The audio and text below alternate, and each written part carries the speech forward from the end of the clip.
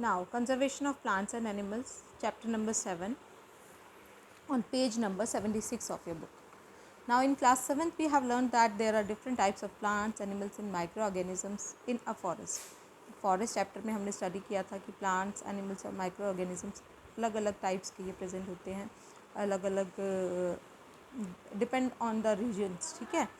Similarly there are different types of plants, animals and micro organisms in desert also. Desert में भी अलग अलग तरह के plants, animals and micro organisms होते हैं. The wide variety of plants and animals along with microorganisms living in a particular region is called biodiversity.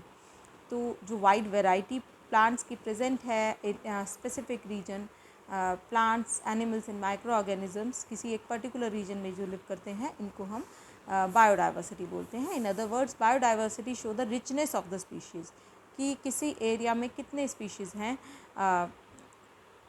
किसी particular area में या हैबिटेट में कितने स्पीशीज़ हैं वहाँ पर. तो बायोडाइवर्सिटी हमें स्पीशीज़ की रिचनेस के बारे में बताता है.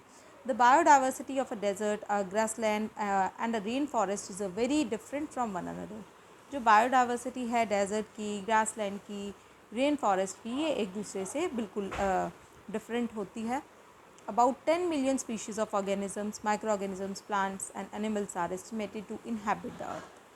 Almost 10 मिलियन ऑर्गेनिज़म्स ये माने जाते हैं कि इतने स्पीशीज़ जो हैं प्लांट्स, एनिमल्स और माइक्रो ऑर्गेनिज़म्स के हैं अर्थ पे.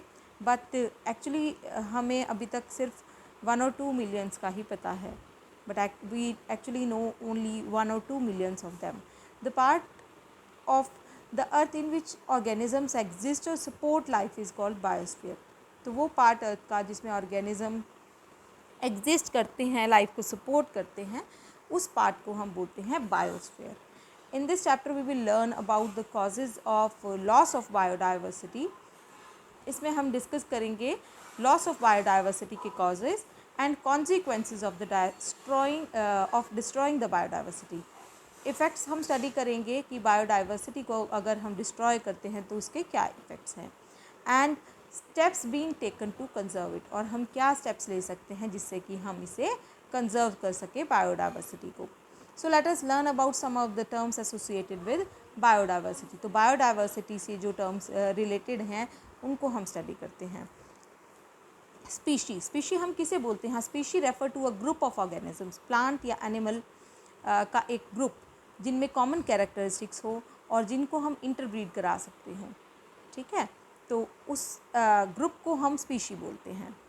फॉर एग्ज़ाम्पल होमोसैपियंस या ह्यूमन बींग्स एक टाइप है एनिमल स्पीशी का. तो ह्यूमन बींग्स को एनिमल्स की कैटेगरी में स्टडी किया जाता है in bio. And ecosystem is there. Ecosystem क्या है? The various communities of organisms, plant और एनिमल्स की वेरियस कम्युनिटीज़ जो इंटरेक्ट करती हैं आपस में, एज वेल एज़ अपने फिज़िकल एनवायरनमेंट से, जैसे सॉइल, एयर, वाटर से ये इंटरेक्ट करते हैं प्लांट्स और एनिमल्स, माइक्रो ऑर्गेनिजम्स.